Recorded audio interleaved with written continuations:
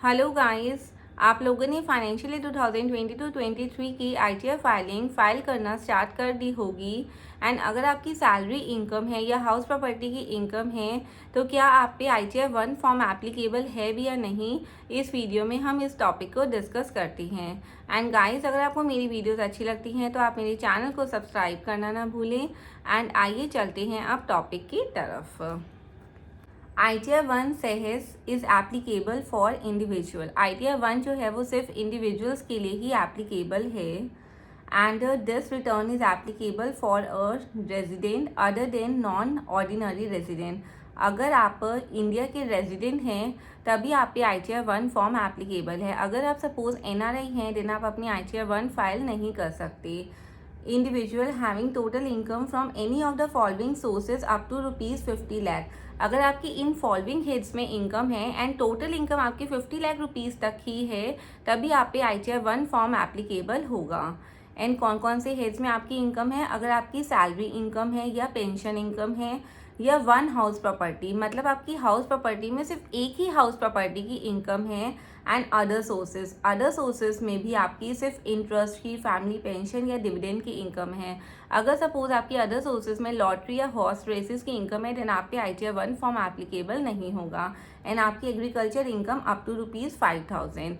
That means इन सब heads की इनकम मिलाने के बाद अगर आपकी टोटल इनकम 50 लाख रुपीज़ तक है देन आप आईटीआर 1 फॉर्म फाइल कर सकते हैं। एंड उसके बाद भी इसमें एक्सेप्शंस हैं कि आईटीआर 1 किन किन पे एप्लीकेबल नहीं होता।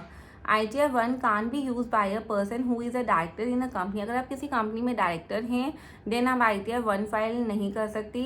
And has held any unlisted equity shares at any time during the previous year. अगर आप किसी कंपनी में शेयर होल्डर हैं देन ऑल्सो आप अपनी आईटीआर 1 फाइल नहीं कर सकते।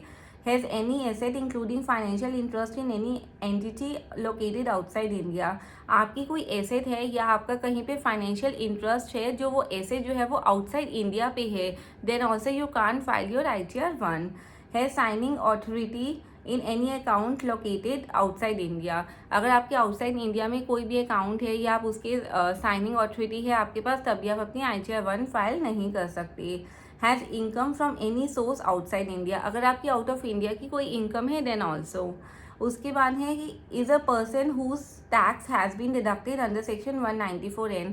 अगर आपका 194N में टीडीएस डिडक्ट हुआ है तब भी आपकी आईटीआर 1 फाइल नहीं हो सकती। Is a person in whose case payment और deduction of tax has been deferred on ESOP. अगर आप ईसॉप में आती हैं देन ऑल्सो आप आईटीआर 1 फाइल नहीं कर सकते।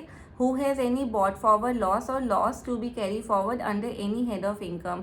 अगर आपके पास कोई भी बॉट फॉरवर्ड लॉस है या आपको कोई भी लॉस अगले सालों के लिए कैरी फॉरवर्ड करना है देन ऑल्सो आप अपनी आईटीआर 1 फाइल नहीं कर सकते। एंड आई होप गाइज आपको इस वीडियो से क्लियर हो गया है कि आईटीआर 1 कौन कौन से पर्सन फाइल कर सकते हैं। एंड ऐसे ही इंपॉर्टेंट अपडेट्स के लिए आप हमारे चैनल को प्लीज़ सब्सक्राइब करना ना भूलें। Thank you so much.